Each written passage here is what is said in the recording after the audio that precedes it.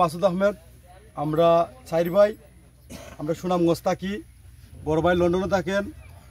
2 নম্বর ভাই উনি চেয়ারম্যান স্বতন্ত্র থেকে, উনি পাশ করেছেন বিপুল ভোটে। আমি 3 নাম্বার। আমার ছোটোটা হচ্ছে ইটালি থাকে। আমার মা বাপ বৃদ্ধ মানুষ, ওরা বাড়িতে থাকে, ওদেরকে লুক আফটার মানুষে আমাদের কাজের মানুষ আছে লুক আফটার করে। বিষয়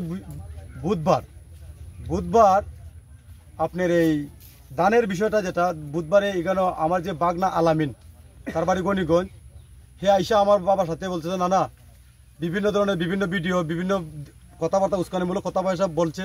সে বলছে আমার বাবা নাকি সন্ত্রাস, আমার ভাই নাকি আমরা সন্ত্রাস, এই ধরনের কার্যকলাপ করতে। আমি পুলিশের চাকরি করি, আমি এই এসপি ডিসি সবার সাথে আমার ট্রানজাকশন আছে। আমি রিমান্ডও তুলবো, এই করবো সেই করবো।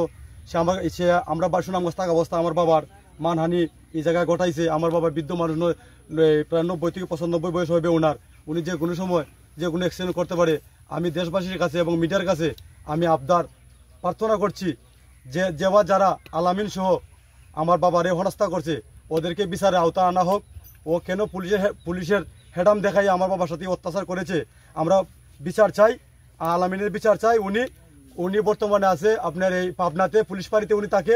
উনি ওই জায়গা থেকে ছুটি নিয়ে আইসা ওনার মামারা ওনাকে টাকা পয়সা দিয়েছে কন্ট্রাক্টের মাধ্যমে। আমি সবগুলো দেখবো।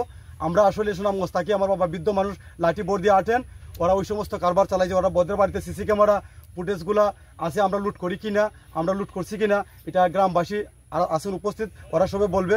তবে আমার কষ্ট দুঃখ হচ্ছে এই আলামিনে পুলিশের পাওয়ার দেখাইয়া আমার বাবার সাথে যে অগ্রস বাবা কথাবার্তা বলছে, যে খারাপ আচরণ করছে, আমি তার নিন্দা এবং প্রতিবাদ আমি জানাই। তার আইনের আওতায় তারে আমার বাবা যদি কোনো ধরনের কোনো ক্ষয়ক্ষতি হয়, সম্পূর্ণ লাইব্রেরিটি ওরা নিতে হবে। ওরা কেন মিথ্যা বইলে আমার বাবারে এই হরানি করলো, অতটুকু আমার দাবি আপনাদের কাছে।